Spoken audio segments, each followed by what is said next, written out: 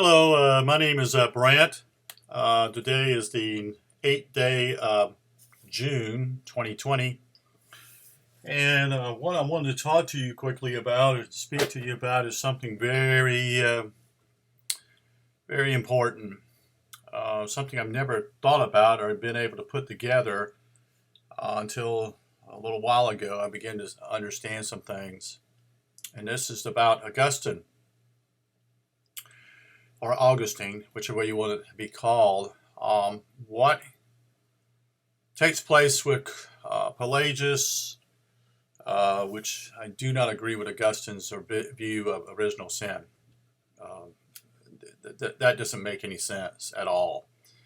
He's blaming Adam for all the sin upon mankind, and in actuality, he's blaming God, the Creator, or whoever, looking at things simply saying, yeah, it was you that basically created this problem, since men and women have sex, and that creates the original sin with that child coming out of his mom's womb.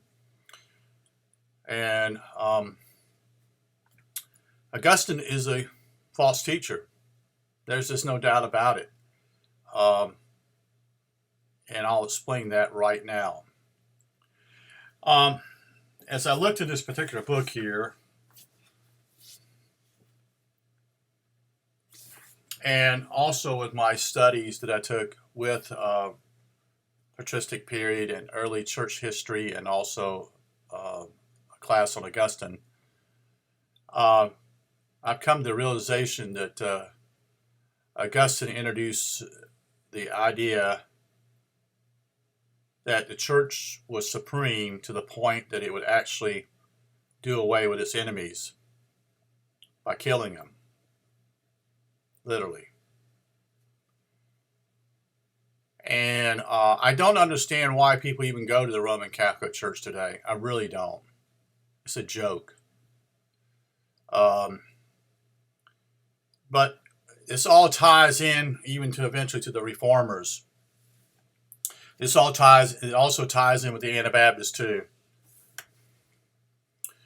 who were butchered by all these groups. Lutherans, Calvinists, and also Catholics. They were butchered by these people.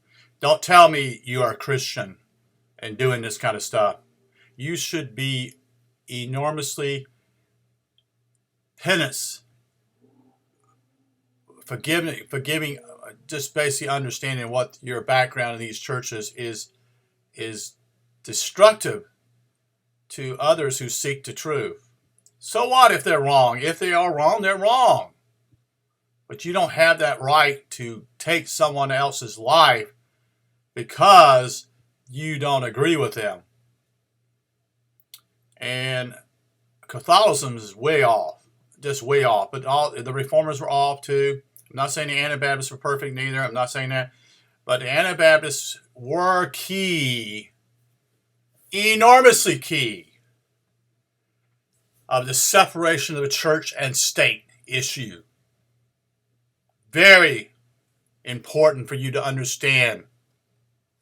Because before this, the church itself was tied, after Constantine, tied to the state for protection. Luther had the same kind of protection. Also, Calvin had protection.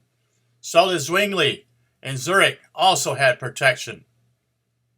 But not the Anabaptists, not others in the past who were butchered. And we'll go to look at certain people such as Arius, who taught that Jesus and God were not equal in the early church. Was he killed? No, he wasn't. He was considered a heretic. He was expelled from the church, but he was not killed. What about others? Well, we know that Tertullian disagreed eventually and was considered a heretic, and he was banished from the church as a heretic. But was he killed? No, he was not killed. And so we get to the point of the days when Augustine's in power in northern Africa. And it was a church that took place, called itself a Novatian. And it was a rather large churches in northern Africa in the 3rd century. It was given to the named the church after the guy who stood up for principles. And what took place was simply under the persecution of Marcus Aurelius, many of the priests in those churches chose to surrender the Bible instead of actually dealing with persecution. And so later on, Augustine said that all is forgiven, that these priests need to be back into the church. And there was a group that eventually said, no, no, no. And this group was the Novatian, who said, no, no. They failed. They're not worthy of being high priests. So now you say, well, gee, Brent, you need to be forgiveness of these things. Yes, I understand that point, being forgiving to Origen. But they eventually would separate from the Catholic Church and on the issue of discipline. They felt that character was far more important than someone just administrating the sacraments. You can get anybody to administrate the sacraments, and I'm talking about communion. They were saying simply is, these are men who are supposed to be men of God. Then why were not willing to give up their life for their beliefs while others did? And yet we're going to bring these people back in, and because they have seniority? Is that what it's all about? Oh, it's far deeper than that. And so Augustine does what begins a ritual of getting rid of people who don't agree with the church. And that's killing them. This is the beginning of it all, right here. Augustine is the key figure that does this. No one else before this, as far as what I've read here, understanding and what my church history in the past, does not lead me to anybody else being, quote unquote, killed by the church at that point. They were excommunicated, banned, vanquished, whatever you want to call it, but they were not killed. Even Pelagius, who was an enemy towards, didn't agree with Augustine, was also banished from the Catholic Church or excommunicated, but wasn't killed. Eventually, this later on leads to them doing this afterwards. But it's Augustine who becomes really the prince of the church here, because he has a lot of knowledge, and he was taught by Ambrose of Milan.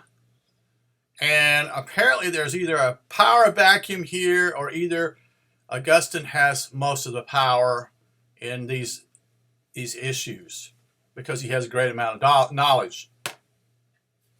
So what happens simply is, once this starts, it never ends. It never ends. We know that there were other congregations, other groups of people who called themselves Christians in Bulgaria, in Bosnia, elsewhere. We also know simply is the group in France, the Cathars were killed.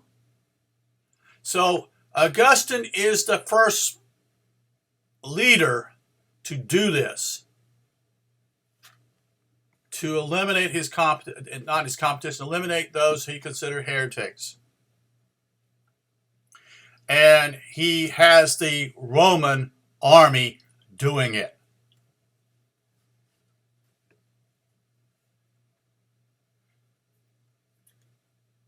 I don't know if anybody's ever even talked about this.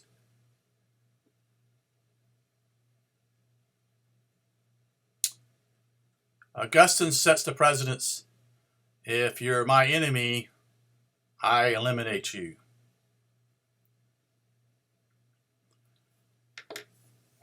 And so this continues on, and on, thousands of years.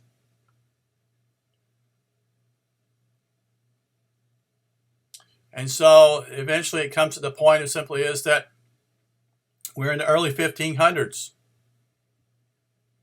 This is about 1100 years later, after Augustine introduced these ideas of eliminating your heretics by killing them. And we find out simply is now it's not just one church, it's another group of churches that are willing to do this. The Anabaptists were ones who were willing not to be protected by the state. And I am in agreement with what they said, because reality simply is Jesus had never had any support from the state either. You see the corruption here? The church and state in bed together.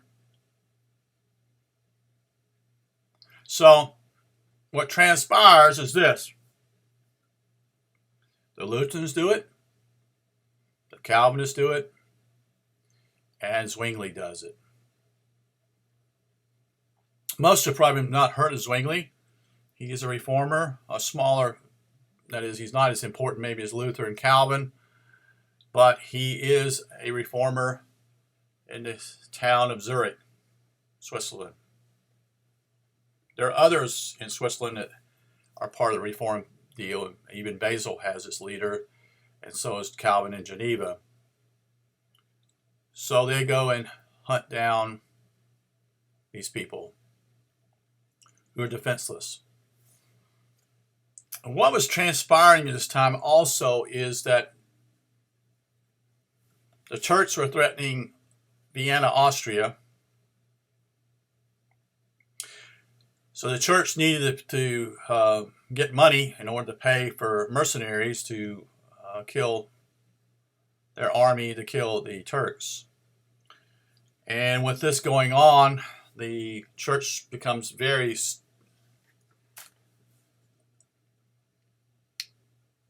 what I would call basically go out and go to their parishioners, not even their parishioners, but the state itself is getting money from the common people who have nothing to give. They're starving in 15, 24, and 25, and 26. In fact, they rise up and try to fight the government. That's true. They do. They fail, but they finally have had enough that they're basically everything's being taken from them. The peasants. It's called a peasants' revolt at 15, 24, and 25. Not only does the Catholics and the kingdom having their issues with the Turks, but they're also having problems with their peasants who basically everything's being taken away from them and they have nothing hardly to live on. In fact, they eventually have no money and they take their animals also. You heard that correctly. They did take their pigs, their chickens, their cows. So you no wonder why these people rose up and revolt. They didn't have the skills of an army, so naturally they lost. But there was revolt taking place. So I want you to understand that basically Anabaptists are the first group of people who basically know that simply is we don't need the state. No Anabaptist runs for office. They don't seek a political office. And part of that simply is their separation. They're separatists. They don't want to be a part of the world as they see it. But they also know simply is that if you want to follow, and they were key on this, the teachings of Christ. So, okay, Jesus had an army to protect him? No. So, I'm not saying that everything that I'm not saying everything the Anabaptist did is correct. There are many different group Anabaptists too. This is Anabaptists are really there are basically three major groups, and eventually this leads to other things. There's the group in Switzerland, in the lower part of Germany and Austria, which is influenced by Zwingli's students who eventually see that Zwingli is not going to change anything. And one of the major leaders was Balthasar Hüttmeyer, who actually had a doctorate in theology from a Catholic university, probably the most educated of all of them. There was men like Michael Sadler, Felix Mons, and others. And then you have the group that's basically in the Dutch Anabaptists, which is supported by Menno Simons. Then you have what we call the mystics, who are more what I would call take place in the taking over of a city in Germany called Munster. I can't think of the guy's name. I want to say Mellar, but I don't think that's right. He is an inspiration and sets himself up as a king, and is really actually completely nut. I mean, completely nut. And this sets the precedence eventually within another 100 years. The Quakers, the Baptists, and the Unitarians.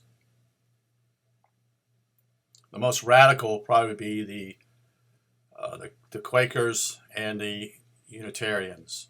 The Unitarians believe there's only one God. They don't believe in the Trinity themselves, so they're anti-Trinitarian.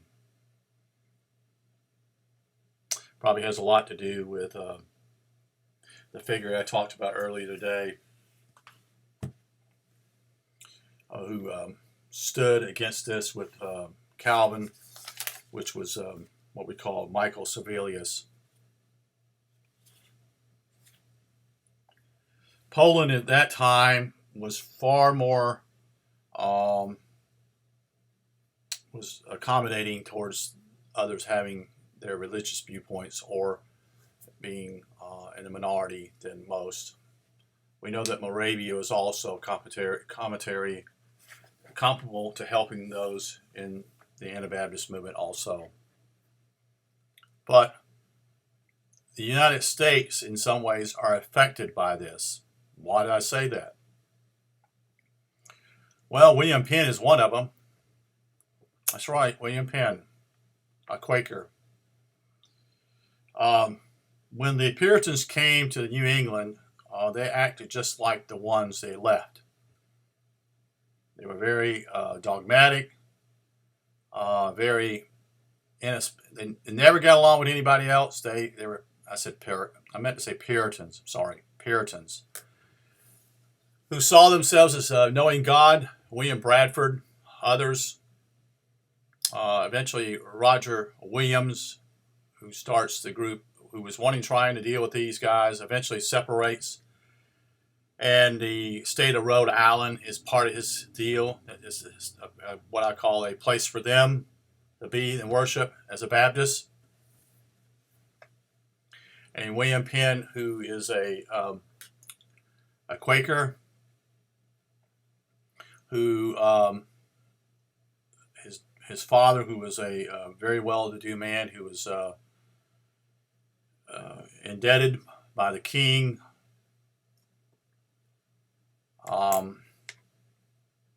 in England, who basically owed William Penn's father, a great deal amount of money, eventually sets aside the state of Pennsylvania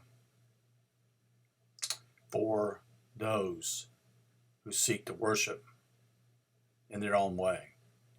And so that's the Friends Society of the Quakers. So William Penn is critical of this whole issue, and this is why at that point Pennsylvania becomes a area where toleration is far more there than other parts of the country. And that's why the Anabaptists settled there. It's also why the German Baptists settled there. That's why also the Unitarians settled there. All settled in that area to have religious freedom. So I hope that what I'm explaining to you helps you to understand the history and the background of Christianity and how it's had an effect upon you here in this country, and also help you to understand that I don't believe in their works and what they've done, and my plan, my hope is that you would see this, that in reality simply is that we ourselves don't need a Savior.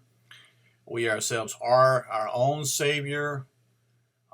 We are not sinful as we've been told by pastors who just simply preach what they've been taught in a seminary, and they're teaching a false gospel, and that you would seek out and seek the truth. So I'm not anti all these people, but I want you to understand the true history of what took place. And I think I'm capable of doing that because simply as I've come from different backgrounds and churches. I've gone to Baptist, Southern Baptist, Independent Baptist, big difference, all of them. Nazarene Church, which is here at towards the Methodist, Grace Brethren, German Baptist, which is close to the Anabaptist perspective. And I'm also gone to a couple of Presbyterian churches too, and which would be a Calvinistic background. The only denomination I have not gone to, that is a Lutheran and Episcopalian, a Church of England. There are others, but I mean that was what I'm basically saying. So I feel like I'm qualified for that, but also simply because I went to seminary and pursued a church history degree. Did finish because I saw things that didn't make sense, especially the deal with what Augustine taught. So I'm just one person, but I think it's important that you not go along with the plan, that you dig deep and seek the truth. If you seek that, it will be self-evident. Okay, thank you for listening. Have a good day.